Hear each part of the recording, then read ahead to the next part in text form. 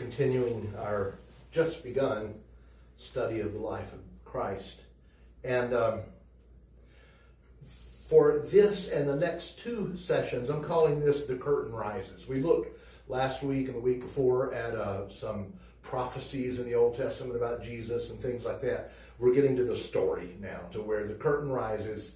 And Jesus doesn't get born for 3 or 4 more lessons, but we're looking at what happens leading up to the birth of Jesus. So when Charles Dickens described the state of French culture in A Tale of Two Cities, he said it was the best of times, it was the worst of times. Well, for Israel, at the time that Jesus is about to be born, it wasn't the best of times or the worst times. It was just the worst of times. It was a horrible situation in Israel, and I want to tell you a little bit about that before we get to the story that we're looking at tonight. There was a brilliant Jewish Christian from the last century, well, 2 centuries ago now, named Alfred Edersheim, and he said it like this: "For alike in the Roman world and in Palestine, the time had fully come, not indeed in the sense of any special expectancy, but of absolute need." Things were bad. So let me tell you what was going on in the Roman world at the time that Jesus was about to be born. Rome had done everything it could to expand its power to become a world empire. It was stretched to the edges, and its goal was now just to maintain this thing, to juggle the plates, to maintain this empire. And the future of Rome lay in the hand of one guy, the Caesar. His name was Tiberius, and he called himself God Almighty. So, not completely stable. Half of the population of Rome, half of the population of the Roman Empire was slaves. The other half were soft, lazy, by and large, upper crust, who used the slaves to care for them and serve them. Corruption was rampant. All throughout the Roman Empire, corruption was rampant. The family system was breaking down. Abortion was rampant. Infanticide, the killing of infants, was rampant. All the old gods were dying. No one was really serious about the Roman gods anymore. Or, even worse, some thought the Roman gods are mad at us because everything is falling apart here. So it was a hopeless empire. But at the same time, this hopeless empire ruled a little spot of land in the Middle East called Israel. They had a puppet king there, King Herod, and things in Israel were as bad as things, or maybe worse, as things in the rest of the empire. Again, Edersheim. It was for Israel a time of merciless harshness, while the emperor himself was bitterly hostile to Judaism and the Jews. So, in Israel, there were 2 classes of priests. There were the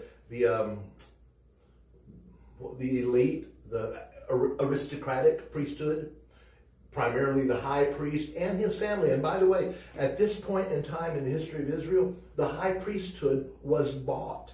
I mean, wealthy people. There were women who were buying the office of the high priest for their husband.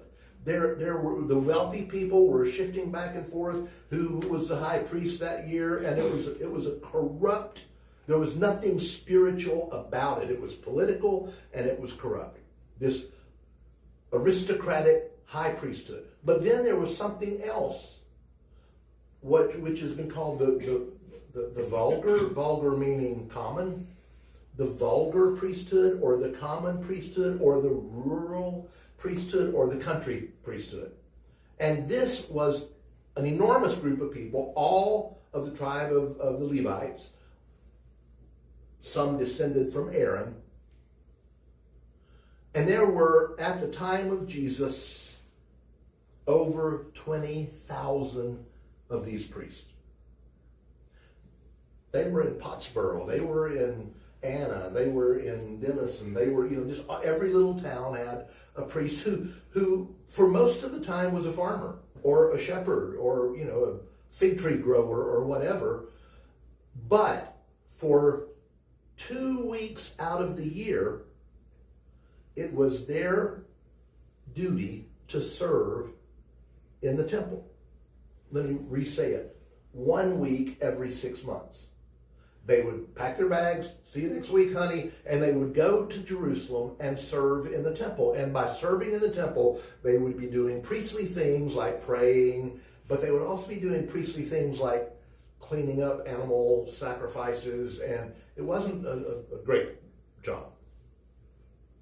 So this is what's going on, and it was essentially the end of the world for Rome and Israel. I'm going to read you one more Alfred Edersheim quote because it's just so good. On the 19th of December, AD 69, the Roman capital with its ancient sanctuaries was set on fire. 8 months later, on the 9th of Ab, AD 70, the Temple of Jerusalem was given to the flames. It was not a coincidence, but a conjunction. For upon the ruins of heathenism and apostate Judaism was the Church of Christ to be reared. So, that's the background, all right?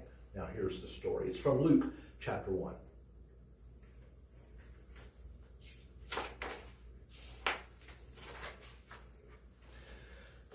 I'm going to read you the story from here, and then I'm going to comment on it. During the reign of King Herod of Judea, there was a priest named Zechariah. Now guess what kind of priest he was? Country.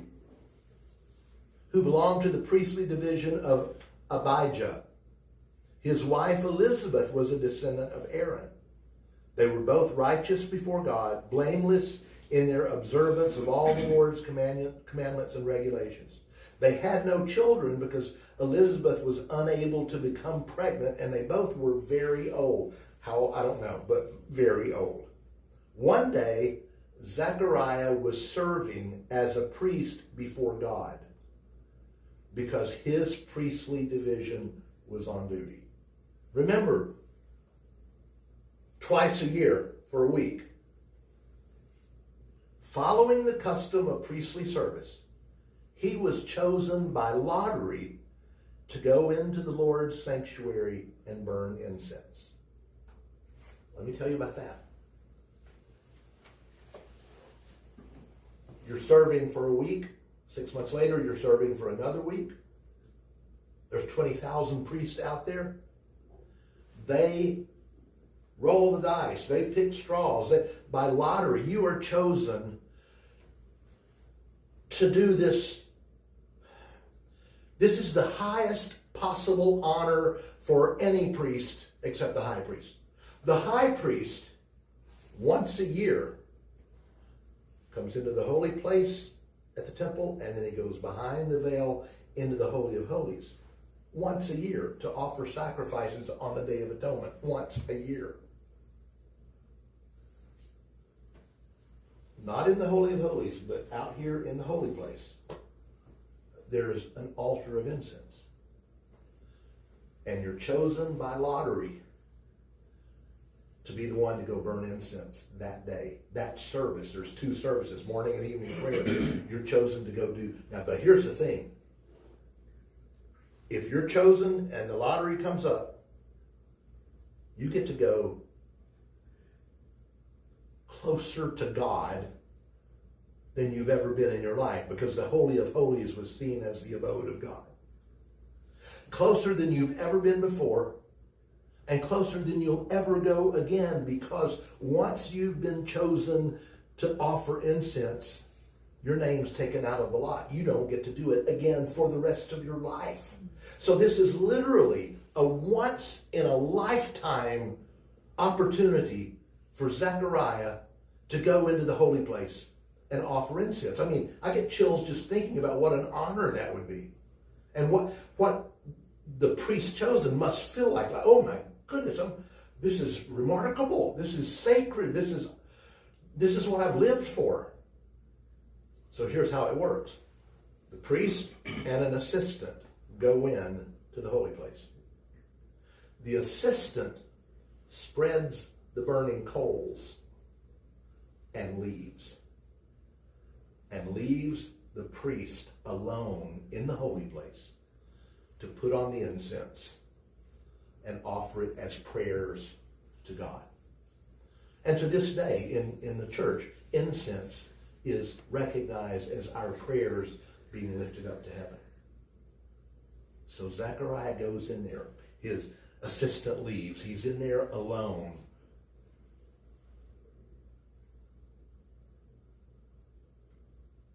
One day Zechariah was serving as a priest before God because his priestly division was on duty. Following the custom of priestly service, he was chosen by lottery to go into the Lord's sanctuary and burn incense. All the people who gathered to worship were praying outside during this hour of incense offering. An angel of the Lord appeared to him. He's in there by himself in the holiest place he's ever been and ever will be in his life, doing the most awesome thing he's ever done in his life. And there an angel shows up. And it's very particular, standing to the right of the altar of incense. When Zechariah saw the angel, he was startled and overcome with fear. And the angel said, "Don't be afraid, Zechariah. Your prayers have been heard." What do you think Zechariah was praying for? We've already read that he and his wife were without children, and they were both old. Zechariah's been praying for a child. Now, whether that was something he was praying for years and years and years, maybe, probably. But I wonder if while he was standing in there like, I'm never going to get this close again, God, how about a child? But don't be afraid. Your prayers have been heard. Your wife Elizabeth will give birth to your son, and you must name him John. Now, I'm going to read to you what Gabriel said to Zechariah. But I want you to notice as I read it how it crescendos. I mean, how it builds, it builds, it builds, it builds, it builds, and then it crescendos. And you know the old saying, for that alone I would be grateful. The first thing that he hears, for that alone I would be grateful. But then he hears something else. What? Oh, wow, I'm really grateful. And then he hears something else. So just watch the progression. Your prayers have been heard. Your wife Elizabeth will give birth to your son, and you must name him John. Stop. For that alone, I would be grateful. I'm going to have a son. In my old age, I'm going to have a son. Elizabeth is going to bear a child. But that's not all. He will be a joy and delight to you. Oh, he's going to be a good son. And many people will rejoice at his birth. Oh, he's going to be good not just for my family, but a lot of people are going to love this. For he will be great in the Lord's eyes. Wait, this is getting serious here. He's going to be special to God. He must not drink wine or liquor. He's taking a Nazirite vow. That's a special thing too. He will be filled with the Holy Spirit even before his birth. Zechariah's got to be thinking, what on earth is going on here? He will bring many Israelites back to the Lord, their God. Wow, my kid's going to be something else. He will go forth before the Lord, equipped with the spirit and power of Elijah. He's going to be a prophet. He will turn the hearts of the fathers back to their children, and he will turn the disobedient to righteous patterns of thinking. He's going to be a powerful preacher. He's going to be influential. He will make ready a people prepared for the Lord. This is saying to Zechariah, he's making the way for Messiah to come. The one we've waited centuries for, the one we prayed for, the one we've looked for. And my son is going to be used to make the way for the Messiah? Zechariah said to the angel, how can I be sure of this? My wife and I are very old. And the angel replied, I am Gabriel. I stand in God's presence. I was sent to speak to you and to bring this good news to you. But because you didn't believe me, there's a price you're going to have to pay. Know this, what I have spoken will come true at the proper time. But because you didn't believe, you will remain silent, unable to speak until the day these things happen. And we're not going to hear about the day these things happen for a couple more lessons. But here's the priest Zechariah struck mute. He can't speak now. He's in there doing service, offering incense. God's representative shows up and tells him these incredible things, and he can't even tell anybody. So, meanwhile, the people were waiting for Zechariah. And they wondered why he was in the sanctuary for such a long time. Come on, it doesn't take that long to offer incense. What's going on here? He should have been out here 15 minutes ago. He should have been out here half an hour ago. Where is Zechariah? What in the world is going on the other side of that wall? And when he came out, Luke says he was unable to speak to them. And they realized he had seen a vision in the temple, for he gestured to them. Another translation says he made signs to them.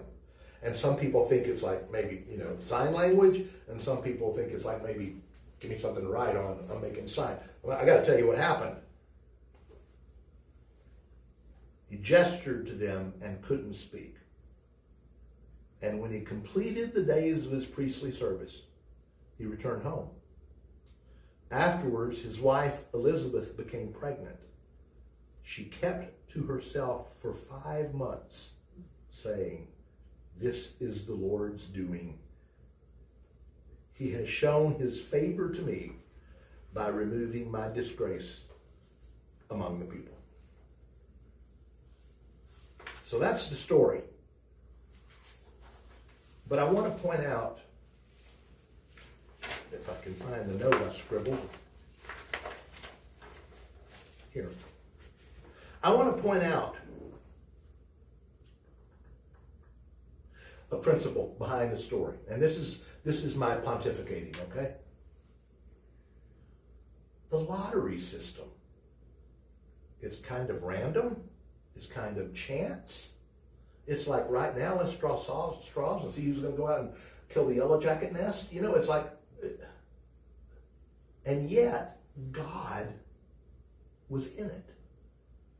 God used coincidence. God used chance to bring about his purposes. I think God is the master chess player.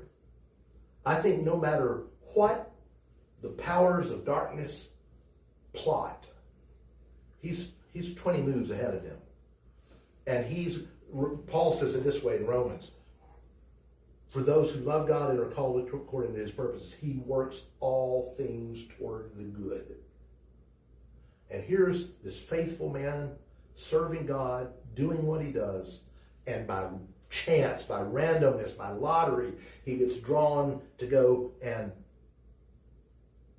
offer incense. And God uses that moment and speaks to him and puts things in motion to bring forth Jesus, John the Baptist, the new covenant, the church, and God and man becoming one. It all starts with an old man offering incense by chance. God uses the common. He didn't choose the high priest to do this. He used a rural priest. And God, Abraham Lincoln once said that God must love common people because he made so many of them. God didn't choose the rich and the famous, the powerful, and he never does. He chooses the common. He chooses the lowly. He chooses the meek. He didn't choose Paul, said the wise. He chooses us to accomplish his purposes. And the final thing I want to point out is it is God's way to make the barren fruitful. And I don't just mean a woman bringing forth a child. I mean, he will take a life that's empty and fill it up for his purposes. And that gives every one of us hope, a certain measure of comfort, that we may not be big shots, but God can use us. We perhaps aren't wealthy and rich and brilliant, but God can use us because we're regular folk, yielding ourselves to his purpose and his plan. So that's the story of the Annunciation of John the Baptist. Next time we're going to look at the Annunciation of Jesus, and then next lesson we're going to look at the birth of John the Baptist. But that doesn't come for 9 months after this story.